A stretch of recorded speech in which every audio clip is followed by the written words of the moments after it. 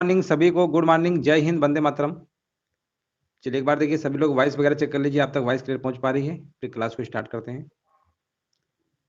चलिए नमस्ते नमस्ते सभी को, नमस्ते। चलिए वीडियो को सभी लोग लाइक शेयर कर दीजिए। चलिए यहाँ पर देखते हैं क्वेश्चन नंबर। देखिए पहला नंबर आपसे पूछा गया, 101 नंबर से स्टार्ट है। पूछा गया निम्नलिखित में से मध्य एशिया के किस शासक ने 1192 में उत्तर भारत को जीता? बताइए इसका आंसर यहाँ पर क्या होगा।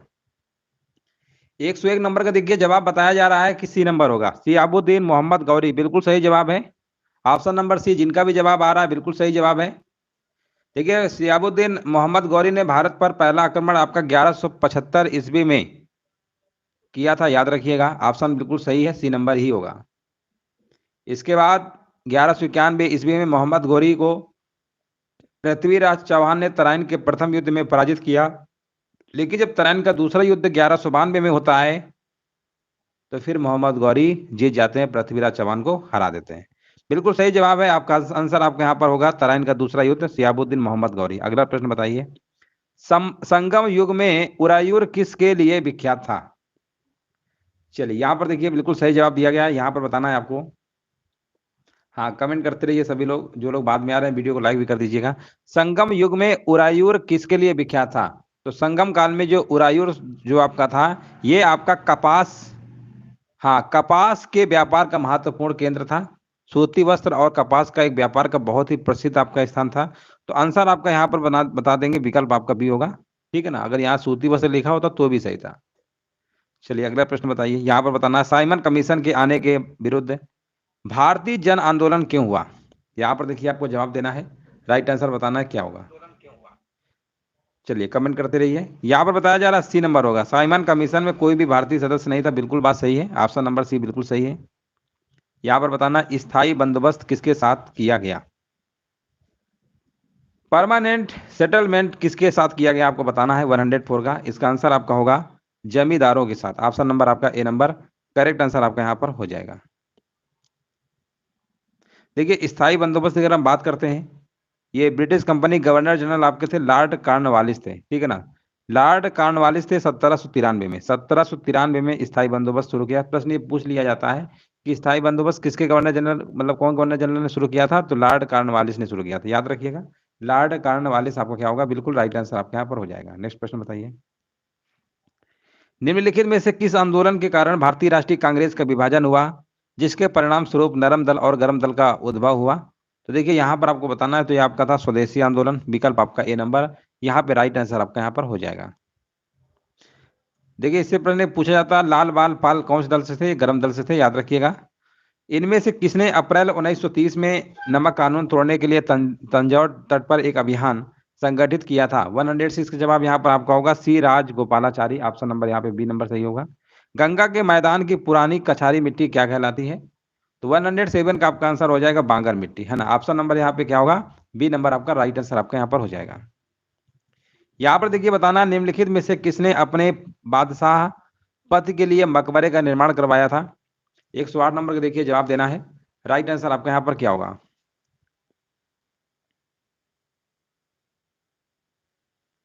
हाँ, यहाँ पर देखिए बिल्कुल सही जवाब दिया गया। दिल्ली में हुमायूं के जो मकबरे का निर्माण है, हुमायूं की बेगम यानी उनकी पत्नी और अकबर की सौतेली माँ हाजी बेगम ने 1564 में करवाया था। तो आंसर आपका यहाँ पर जाएगा हाजी बेगम। विकल्प आपका यहाँ पर जाएगा बी नंबर के साथ। नेक्स्ट प्रश्न बताइए, स्वतंत्र भारत के पहले गवर्नर जनरल कौन थे? यहाँ पर आपको बताना है 109 का आंसर क्या होगा। तो देखिए बहुत बार प्रश्न पूछा गया है और इसका आंसर होगा लॉर्ड माउंटबेटन, है ना। लेकिन यहाँ पर बोला गया भारतीय, ध्यान दीजिए यहाँ पर भारतीय लगा हुआ है। अगर भारतीय ने लगा होता लॉर्ड माउंटबेटन, वैसे ऑप्शन भी नहीं दिया है, तो आपको राजगोपालाचारी लगा के आना है, ठीक है ना। प्रथम गवर्नर जनरल पूछेगा भारत के तो ये हैं, स्वतंत्र भारत के पहले आपके थे लॉर्ड माउंटबेटन ही थे। लेकिन अगर भारतीय वर्ड लगा देगा कि भारतीय गवर्नर कौन थे, गवर्नर जनरल कौन थे, तो फिर आपके होंगे राजगोपालाचारी। दोनों में अंतर है, ठीक है ना। भारतीय वर्ड लगने से इनका हो जाएगा। चलिए आगे बढ़ते हैं, भारत के राज्यों का निम्नलिखित में से कौन सा एक युग में सबसे पूर्वी और सबसे पश्चिमी राज्य को इंगित करता है? 110 नंबर का जवाब बताइए क्या होगा। तो यहाँ पे आपका हो जाएगा अरुणाचल प्रदेश और गुजरात, लिखा हुआ है ना। कौन सा युग में सबसे पूर्वी और सबसे पश्चिमी? तो सबसे पूर्वी अरुणाचल प्रदेश, पश्चिमी में गुजरात। आपका आंसर सही होगा डी नंबर। नेक्स्ट प्रश्न बताइए, यहाँ पर देखिए पूछा गया हमारी आकाश गंगा के केंद्र की परिक्रमा करने में सूर्य को समय लगता है कितना समय लगता है? तो इसका आंसर आपका होगा 25 करोड़ वर्ष, जो कि बिल्कुल सही जवाब दिया गया है। ऑप्शन नंबर यहाँ पे डी नंबर करेक्ट आंसर आपका यहाँ पर होगा। आग्नेय चट्टानों के लिए निम्नलिखित में से कौन सा कथन आपका सत्य है? 112 नंबर बताना है। आग्नेय चट्टानों के लिए इनमें से कौन सा कथन आपका सत्य है? देखिए, आग्नेय चट्टानों का निर्माण पृथ्वी के आंतरिक भाग के जो पिघला पदार्थ नहीं होता, मैग्मा, मैग्मा के ठोस होने से होता है। ठीक है ना? तो ये चट्टाने क्रिस्टली अक्रिस्टली दोनों रूप में होती हैं। तो आंसर आपका क्या होगा? वे क्रिस्टली और अक्रिस्टली। बस ऑप्शन नंबर सी लगा दीजिए, है ना? बिल्कुल आंसर आपका सही है। यहाँ पर देखिए, ये भी प्रश्न कई बार पूछा गया है। 113 नंबर लिखा हुआ, दिए गए विकल्पों में से किस दशक में 10 की जनसंख्या वृद्धि दर अधिकतम थी? ये प्रश्न बहुत बार हमने करवाया है, बताइए इसका आंसर क्या होगा, है ना? यहाँ पर देखिए, 10 की अगर वृद्धि की बात करते हैं 17.7% सबसे लेकिन ज्यादा पूछा गया है ना? 2001 और 2011 में तो आपकी 17.7% थी, लेकिन 1961 और 1971 ये ऐसा टाइम पीरियड है, याद रखिएगा, बहुत बार पेपर में आया है। 1961 से लेकर 1971 में जो जनसंख्या वृद्धि हुई थी ना, आपकी 24.80% की वृद्धि हुई थी। आप समझ सकते हैं कि कितनी ज्यादा वृद्धि हुई थी। ये प्रश्न बहुत बार एग्जाम में पूछा जा रहा है, तो याद रखिएगा, डाटा अच्छे से याद रखिएगा, 1961 और 1971। या आप ये कह सकते हैं 1961 में हमारी तीसरी पंचवर्षीय योजना चली थी ना, उसी में आपका हुआ था। तीसरी पंचवर्षीय योजना कब स्टार्ट हुई थी, अभी हाल ही में पूछा गया था। तो वहां पे ऑप्शन दिया गया था 162, 163, 161 ऐसे दिया था। वहां पर 1961 आपको आंसर लगाना था। ये भी हाल ही में पूछा गया है प्रश्न भी। नेक्स्ट प्रश्न बताइए। भारत के राष्ट्रपति को यह अधिकार नहीं प्राप्त है कि वह, देखिए यहाँ पर आपको बताना है आंसर क्या होगा। क्षमा दान करे, ये तो प्राप्त है ना? लेकिन बोला गया कौन सा अधिकार नहीं प्राप्त है। आपातकालीन घोषणा भी कर सकता है, अध्यादेश जारी 1, 2, 3 आर्टिकल के तहत, ये सभी हैं। लेकिन यहाँ पर जो बी नंबर लिखा हुआ है ना, उच्चतम न्यायालय के न्यायाधीश को हटाए, ये नहीं। ऑप्शन नंबर यहाँ पे बी नंबर बिल्कुल गलत दिया हुआ है, यही वाला आपका नहीं प्राप्त है। ऑप्शन नंबर यहाँ पर बी नंबर आपका सही होगा। ठीक है, चलिए आगे बढ़ते हैं। यहाँ पर देखिए, आपको बताना है 2001 और 2, देखिए अभी हमने आपसे चर्चा किया था इसके पहले वाले प्रश्न में, और हमने पूछा था कि 2001 और 2011 की जो 10 साल का है ना गैप, इसमें जनसंख्या वृद्धि कितनी हुई थी? तो इसमें आपकी कितनी हुई थी? अभी हमने बताया था 17.64% हुई थी, अभी जस्ट चर्चा किया था। लेकिन 1961 और 71 के बीच में आपकी 24.80% की वृद्धि, जो कि सबसे ज्यादा है, सर्वाधिक तीसरी पंचवर्षीय योजना में। लोकसभा चुनाव का कोई प्रत्याशी अपनी जमानत खो देता है यदि उसे प्राप्त ना हो सके तो। अब देखिए, लोकसभा का चुनाव आपके 2024 में तो होना ही है। अगर अपनी जमानत खो देता है, उसे कितने प्राप्त वोट नहीं होंगे बताइए? 116 नंबर का बताना आंसर क्या होगा। तो लोकसभा के प्रत्याशी को अपनी जमानत बचाने के लिए वैध मतों का 1/6 भाग, ध्यान रखिएगा, जो भी वैलिड वोट होंगे उसका अगर 1/6 भाग अगर प्राप्त नहीं करता है, तो उसकी जमानत क्या होगी? खो देगा। ठीक है ना? बिल्कुल सही जवाब है। ऑप्शन नंबर यहाँ पे आपका क्या होगा? अब ऑप्शन पे नजर डालेंगे तो यहाँ पर 1/6 तो लिखा ही नहीं है, तो इनमें से कोई नहीं वाला आपको लगाना है। 1/6 आंसर आपका होता है। अगला प्रश्न बताइए। संघीय मंत्रिपरिषद के मंत्री उत्तरदायी होते हैं। हाँ बिल्कुल, देखिए 117 नंबर का बताया जा रहा है। देखिए यहाँ पर अगर हम बात करते हैं संघीय मंत्रिपरिषद के जो मंत्री हैं, आर्टिकल नंबर 75 का पार्ट 3 है ना, उसमें बताया गया है। तो ये आपके देखिए, ये जो आपके होते हैं ना संघीय मंत्रिपरिषद उत्तरदायी होते हैं, यहाँ पर आपका आंसर होगा डी नंबर। यहाँ पर केवल लोकसभा के प्रति। ऑप्शन नंबर यहाँ पे क्या होगा? हाँ, भारतीय संविधान का आर्टिकल 75 जो है, उसके अनुसार मंत्रिपरिषद लोकसभा के प्रति सामूहिक रूप से उत्तरदायी होती है। ठीक है ना? ऑप्शन नंबर बिल्कुल सही है। ऑप्शन नंबर डी होगा। आम चुनाव में मतदान की आयु, ये प्रश्न हमने बहुत बार करवाया है। पहले चुनाव में वोट डालने की उम्र 21 वर्ष हुआ करती थी, फिर बाद में 18 कर दिया गया था काफी समय पहले। तो ये कब किया गया था? याद रखिएगा, 61वां, है ना, 61वां संविधान संशोधन 1989। ऑप्शन नंबर यहाँ पे सी होगा। और ये भी याद रखिएगा कब ये हुआ था? 1989 में, 1989। अधिनियम जो आपका था 61वां संविधान संशोधन अधिनियम 1989 के द्वारा, अनुच्छेद 326, आर्टिकल भी बता दे रहे हैं, आर्टिकल कौन सा था? आर्टिकल आपका 326 है। ठीक है ना? आप देखो, इससे कई सारे प्रश्न आपके बन सकते हैं। आर्टिकल आपका 326 था और इसमें संशोधन कर दिया गया था। चलिए आगे बढ़ते हैं। यहाँ पर बताइए।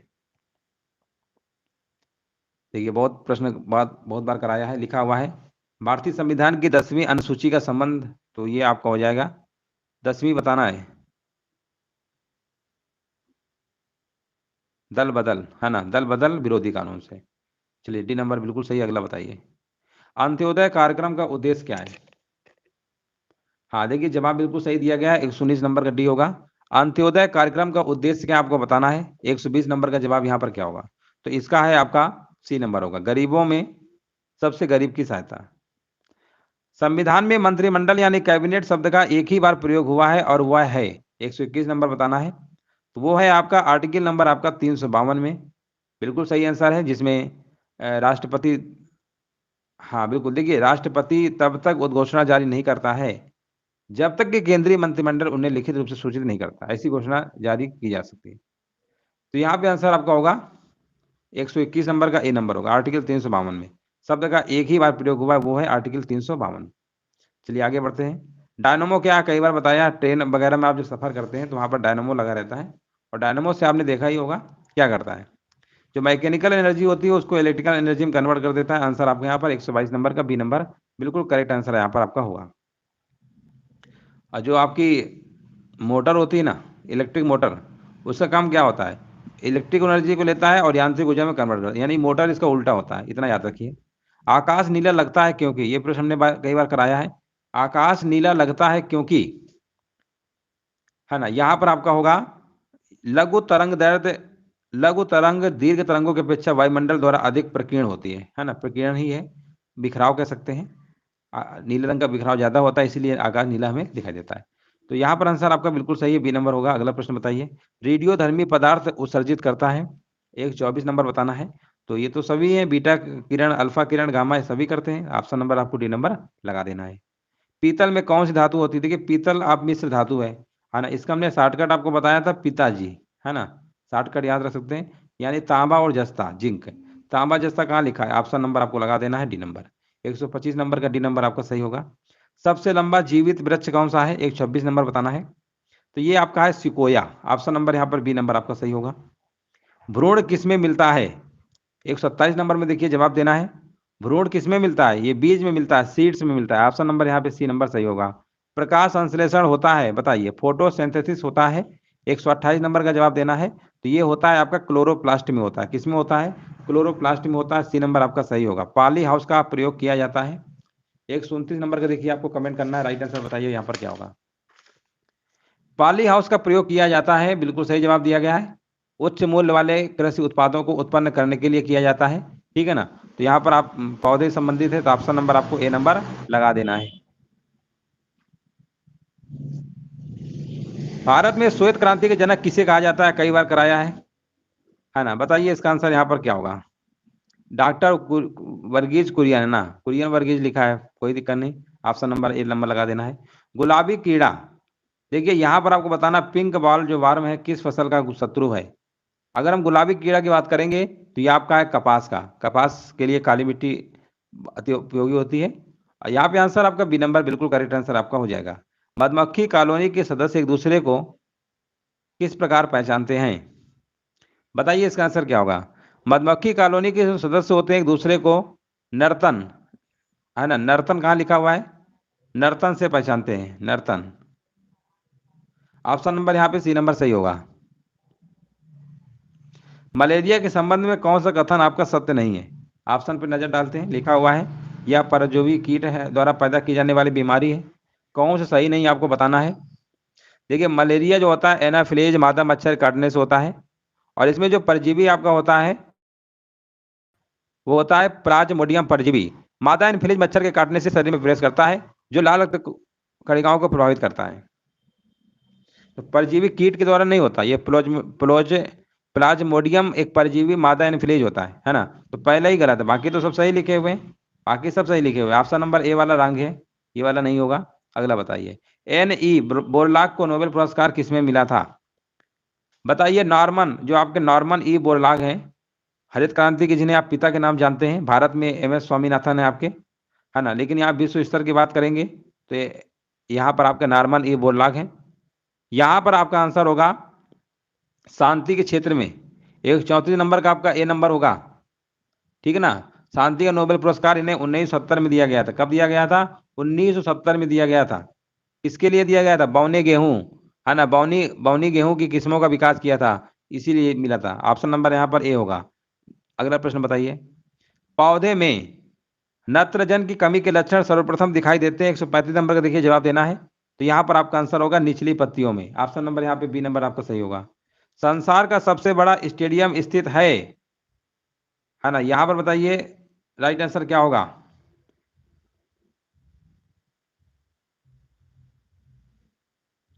है ना, यहाँ पर बताना संसार का सबसे बड़ा स्टेडियम।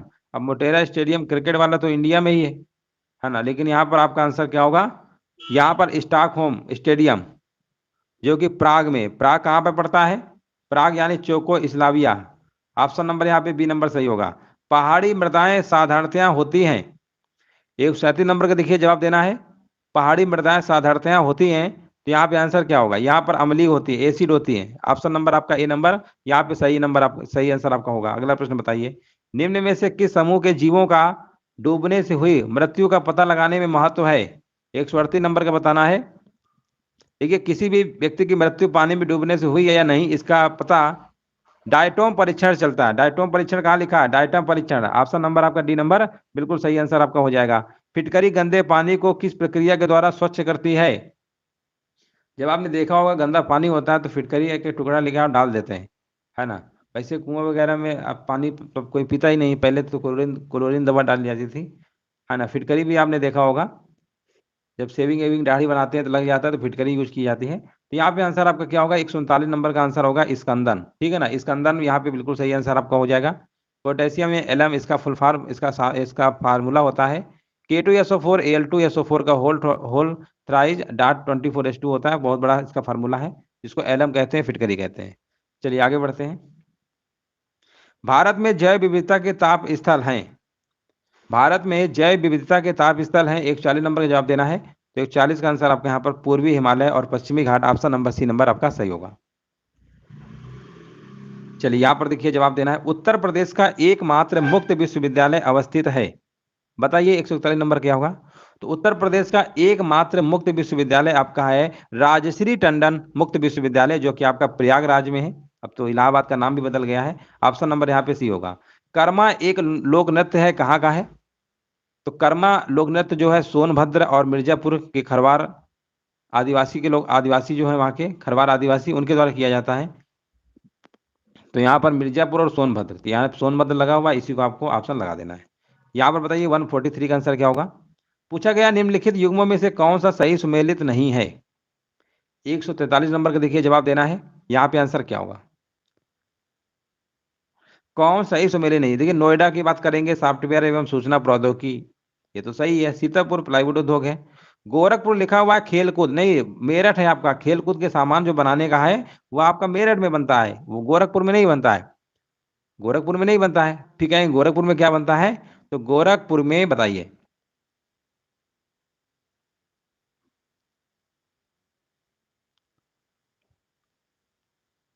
वाराणसी में रेशम उद्योग, रेशम साड़ियाँ हैं, है ना। तो यहाँ पर खेलकूद वाला ही रंग है, ऑप्शन नंबर यहाँ पे सी होगा। देख लेते हैं सी आ रहा है ना, हाँ बिल्कुल सही जवाब है, सी ही होगा। चलिए अगला बताइए, doctor Ambedkar institute of technology for handicapped अवस्थित है। तो doctor Ambedkar institute of technology for handicapped, ये आपका तो कानपुर में ही है ना, कानपुर में अवस्थित है। ऑप्शन नंबर यहाँ पे आपका सी नंबर होगा। चलिए यहाँ पर बताइए 145 नंबर करंट का प्रश्न यहाँ से पूछा गया है। लिखा हुआ है अगस्त 2022 में कबड्डी लीग सत्र 2022 सीजन 9 की नीलामी में बिकने वाले सबसे महंगे खिलाड़ी का नाम क्या है, बताइए। देखिए करंट है, आपको बताना है। 145 का आंसर क्या होगा। सीजन 9 की नीलामी में बिकने वाले सबसे महंगे खिलाड़ी आपके पवन सहरावत, याद रखेंगे। ऑप्शन नंबर आपके यहाँ पर सी नंबर राइट आंसर आपका हो जाएगा। इस लीग में 2 करोड़ रुपए से अधिक की कीमत में बिकने वाले पहले खिलाड़ी बन गए, 2 करोड़ से ज्यादा इनको मिला है। अगला प्रश्न बताइए, अगस्त 2022 में कौन वैज्ञानिक एवं औद्योगिक अनुसंधान परिषद यानी CSIR की पहली महिला महानिदेशक नियुक्त हुई है।